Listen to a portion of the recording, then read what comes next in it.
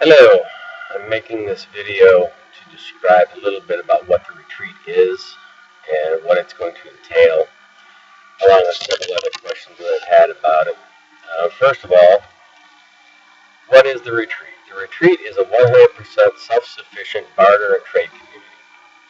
Now what that means is not only will we grow our own food and have our own livestock, produce our own power and supply our own water, we'll also have stuff for barter and trade, and I'll describe that a little bit further on, so that way everybody involved with the retreat thrives through the upcoming events in this country, whether it be economic collapse, social unrest, whatever comes about. The next most asked question is who will lead, who will be in charge? And let me just say that first off, no single person will be in charge. What we're going to have is a group of individuals. I don't care if it's going to be semi-annually or yearly. We're going to have a change in some of the committee members that are in charge. What I had thought of doing is having the founders are going to be permanent parts of this council, and then either semi-annually or annually, we will pick representatives from each of the other departments that's in the retreat, whether it be communications, medical, fabrication, hunting, whatever, and they will make the decisions. It takes a unanimous vote of all council members to enact anything, and anything that involves the whole community, as in security or adding something or subtracting something, after the committee decides its best course of action, will be brought to the community as a whole to make a final decision, because no set people should make decisions for the whole. What will the retreat include? I'm referring to my notes here. We have communications, medical. We're going to have a blacksmith, a complete vehicle repair shop, as complete as we're going to be able to get in that situation, fabrication and machine shop. We're going to have a farm. Of course, we're going to have our own security. We're going to have an armory and an armor to help us with our own firearms needs. For food, how do you plan to feed several hundred people? The answer is pretty simple. One, it has to do with where I've chosen to locate the retreat, and where hopefully other groups will catch on to this idea and decide to form local and other retreats as well. So that way we can barter and trade with each other and basically support each other. Besides regular crops, which they have a pretty good climate here, I should say, for farming. It's also going to include greenhouses, hydroponics, aquaponics. We are going to grow citrus trees, tobacco, and coffee, primarily for barter, because people will all want their vice items. No matter how bad everything gets, people are still going to want a cup of coffee in the morning. People that smoke are still going to want that cigarette to calm their nerves. For meat, we're going to have cows. After studying it, Texas Longhorn steer seem to be the best choice for cows. They need the least human interaction, but we're also going to need milk cows to get milk. Pigs, chickens. There's ample hunting and fishing up in that area, besides the fish that are provided from our aquaponics. Power. How are you going to supply power for all this? Solar and wind. I also want to get the big diesel generators like they use to power whole hospitals when the power goes out for a backup. It's going to require a lot of battery storage and stuff like that. But I also want to work on something that Nikola Tesla had designed, and it was a magnetic power generators. It required no fossil fuels, it emitted no emissions, it used magnets to turn the generator. It was a very cool idea that got tucked away and disappeared somehow. For water, where I'm hoping to get this set up is right near the Columbia River. We'll also dig a well or two, so we'll have well water. We'll have water from the river, which we'll first have to purify, and also rain gathering, which in this part of the country, it rains quite often, so rain gathering will be a big part of it as well. If not for human consumption, we can use it for our crops, our hydroponics and aquaponics and greenhouses. Location. Looking at all the videos out there, everybody says it's best during this type of collapse to be in the south. And I can't see one good reason why. I mean, besides it's warmer, you have the least amount of long-term prep to survive a winter in the south. Where I've chose to set up is in the Pacific Northwest. Why there?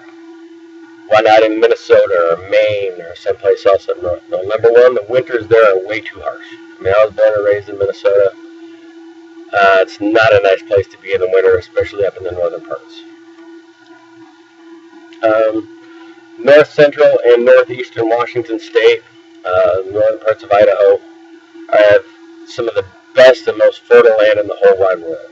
You can grow about anything here. There's ample woods and trees for timber for heating and for building. Also the game. The fish and game up here is phenomenal. So it'd be no trouble substituting our meat supply with wild game if necessary. Security. Most of the security that's going to be involved in the retreat, I'm not going to disclose over the internet for obvious reasons. But let's just say that it will take a fully organized military assault to break through our defenses. I spent a lot of time in the Marines. I've studied a lot of military history. I will tell you they will include infrared. I'm not going to call them automatic because they're not automatic. How would you describe them? Computer-controlled defense turrets. There we go. That's a good term for them, defense turrets. Sniper positions. I've actually designed totally secure sniper positions that raise up and go down. And when they're in the down position, it's almost virtually impossible unless you blow them apart to get in from the outside. Also has tank and vehicle traps. Those I'm not going to disclose over the internet on how I've had those designed. What sets the retreat apart from other communities is basically what's under the ground. Besides being able to support 200 plus people above ground, you can also do so below ground. So if there is ever an emergency, there is plenty of room for people underground.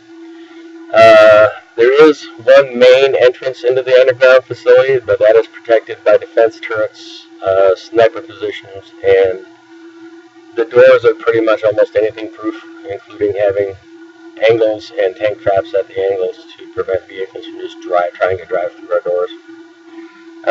There's also multiple exits, so worst case scenario, we got to get the hell out. There's 5, possibly 6, depending on how far we get, ways to get out of that underground bunker.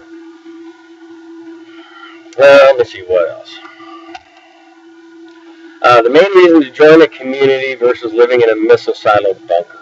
There's people all over the place selling apartments in these bunkers for millions of dollars. And yes, it is overall cheaper. I mean, the cost of building something like this is quite a few millions.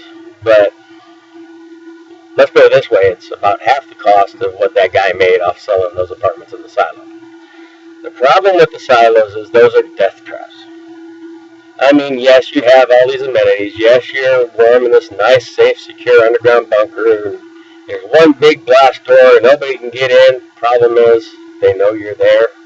All they got to do is weld that door, and guess what? You ain't getting out either. And you ain't going to hammer your way through the walls of those silos. So basically, you just sealed yourself in your own tomb. Another thing that will set the retreat apart is not one single person is going to get a lion's share of the profits. Everybody is going to profit from this equally. The whole reasoning behind the retreat is to survive and thrive through our economic collapse and any turmoil that might happen. So all that will be distributed evenly. None of the founders, even if somebody came up and said, here's $20 million, build a retreat, you know what, they're going to get the same share as the person that's tending the sheep. It's just the way it should be. What else can I say about this? Hopefully, the way these will work, not only trading with the local community, which will become a big part of, I think, will become a big part of this, but trading between retreats. I call it the retreat just because it's the place to go. Worst case scenario, we're there for an indefinite amount of time. We can sustain ourselves for an indefinite amount of time. Best case scenario, it's never needed, and you just have a real cool place to go vacation. But if you look at the economy, look at the way things are shaping up in this country, look at everything that's happened and all the prepping that the government has done, you know something's going to happen. And a place like this will be needed. And I'm sure there's a lot of people out there that want to thrive through what's coming up, not just survive it. I mean, the economy is going to be completely different afterwards. The country is going to be completely different afterwards, and we're going to have to be prepared to face that, and you're not going to do that stuck in a hole. All right, hope you show interest in the retreat. If you do, get a hold of me on YouTube. And hopefully many more people will decide to build these across the Pacific Northwest. Thank you for your time. Have a wonderful